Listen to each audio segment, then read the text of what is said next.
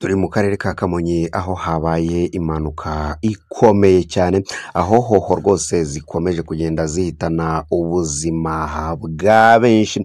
Hoho rero yataye umuhanda icika amaferi kuri iyi tariki ya 15 z'uku kwezi kwa 10 igonga izindi modoka zigera muri 6. Muri aya makuru rero turaza kugaruka no kuba Nkwarumogi ndetse n'abarucuruza bo mu mujyi wa Kigali bavuga yuko barukura mu gihugu cya Tanzania babifashijwemo n'abantu bari ku mipaka. Rero hari abafatanywe ibiro bigera muri 28 zose by'ibyo biyobyabwenge hano mu mujyi wa Kigali. Umwe akaba afite imyaka 19 undi afite imyaka 23. Kandi nanone turaza no gukomoza ku kintu gikomeye cyane, aho Aria Cool uyu nguyu umenyerewe mu mafilime nyarwanda akaba ari igihangange rwose bidasubirwaho, wabyanga wabyemera. Uyu mugore rwose ni igihangange, akaba yamaze kwibikaho imodoka ikomeye cyane kandi rwose ihenze. Ni ibintu rero byiza cyane kandi rwose bishimishije, haba ku banyarwanda haba ku bandi bantu. N'iterambere rikomeye cyane mu bijyanye na filime ndetse n'imyidagaduro muri rusange. Ni ibintu rero byiza cyane tugiye kugenda tugarukaho muri iki kiganiro. Icyo twagusaba gusa ni cya kindi kimwe cyonyine, gukora subscribe kugira ngo tujye tujyana mu biganiro bigenda bikurikira iki ngiki. Reka dutangirire kuri iyi nkuru rero ya hoho yarenze umuhanda ikagonga abantu ndetse ikaba yangije n'ibindi bintu byinshi cyane.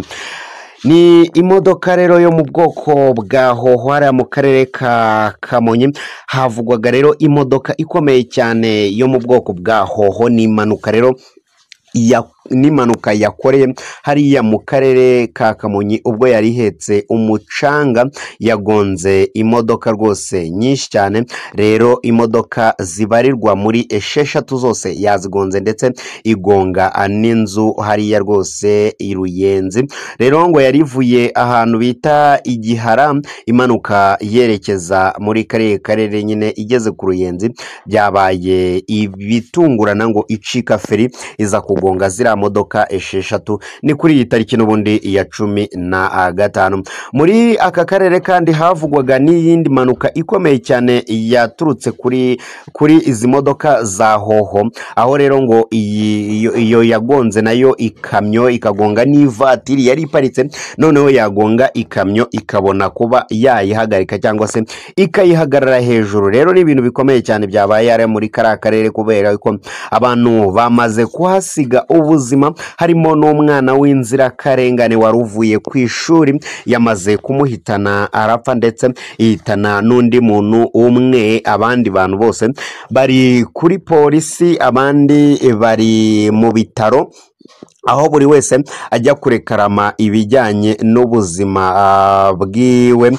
Uri kumva nyine abakomeretse bya cyane bajyanywe kwa muganga, abandi bagiye kuri polisi bitewe nuko bagiye gukurikiranisha ibibazo byabo, dore yuko iyi modoka yaje kuba yakangiza byinshi cyane. Hari benshi rero bakomeza kugenda bivovotera iby'izi modoka bavuga bati rwose izi modoka ziraturembeje, izi modoka ibyazo biraturembeje. Ati rero ngewe izi modoka nsanga zakurwa ku isoko ry'u Rwanda, dore yuko zihekura abatari bakeya, abandi rwose ngo bakagenda nyine ukabona ni ibintu bitari byiza cyane. Ati rero benshi barahamutse kubera izi modoka zituma abantu bagira ubwoba, abandi bakanakora n'impanuka bitewe n'izi modoka, bitewe nuko no kuzitinya ndetse n'amateka yazo agiye atandukanye. Rero bimaze kuba ibintu byinshi cyane. Wumva impanuka ya hoho ni bantu nyine bimaze kugenda bibarambira. Nawe ushobora kuba uri mu bantu byarambiye kumva ngo Ati rero nanjye ndi kumva byarandambiye bitewe n'impanuka ndi kugenda numva. Muri aya makuru kandi twakubwiye yuko turi buze kugenda tugaruka ku makuru ya Aria Cole. Aria Cole rero uyu nguyu arazwi haba mu banyarwanda haba mu bantu bagiye batandukanye. Uyu nguyu rero azwi cyane mu mafilime nyarwanda, akaba yamaze kwibikaho imodoka yo mu bwoko bwa Mercedes Benz Barabasi G-Wagon, ngo igura amafaranga agera muri miliyoni 500 z'u Rwanda. Rwose iyi ngiyi ni etaje yigendera, akaba yamaze kuyibikaho kare cyane. Muri aya makuru hano kuri Wasam TV Show twakubwiriye yuko turi buze kukugarukira ku basore babiri, umwe w'imyaka 19 undi w'imyaka 23, bafatanywe hafi umufuka wenda kuzura w'urumogi, dore yuko wapimaga ibiro bigera muri 28 kandi kuba kari ibyakatsi nyine n'ubundi ntago biremera cyane, uri kumva ko biba ari byinshi cyane. No kuva babimufatanye ku moto, bavuga yuko batanze amakuru bavuga yuko rwose ngo bari basanzwe babikora inshuro nyinshi cyane, ntabwo ari inshuro imwe ntago ari ebyiri, ahubwo ngo aka ni akazi bari bamenyereye neza cyane. Byagenze gute kugira ngo bafatwe? Bafatiwe hehe rero? Reka tugende tubigarukaho. Ishami rya polisi y'u Rwanda rishinzwe kurwanya ibiyobyabwenge ryafatanye abantu bagera kuri 2, umufuka urimo urumogi rupima ibiro bigera kuri 28, bafatiwe mu murenge wa Rusororo mu karere ka Gasabo. Bemera ko rero ari urwabo bwite, bavuga ko rero rwinjiye mu Rwanda ruvuye mu gihugu cya Tanzania, igihugu cy'abaturanyi giherereye hariya mu burasirazuba bw'u Rwanda. Abafashwe rero barimo umugabo w'imyaka 23 ndetse n'undi musore w'imyaka 19, na abo ngabo akaba aribo bafashwe bafatirwa mu mudugudu wa Cyugamo mu kagari ka Nyagahinga mu murenge wa Rusororo. Ni mu ijoro ryo kuri uyu wa kabiri ahagana saa 3 za nijoro. Umuvugizi rero wa polisi mu mujyi wa Kigali CIP Welarisi Gahonze yavuze ko rero nyuma y'uko rero aba bantu bafashwe bemeye ko urumogi ari urwabo, rwose na kubihakana. Ati rero bemeye yuko urumogi ari urwabo, bakaba bari barukuye mu karere ka Kirehe, aho rero ngo bafite abasherisheri cyangwa se abantu babafasha kwinjiza uru rumogi, barukura mu gihugu cya Tanzania baruzana mu Rwanda.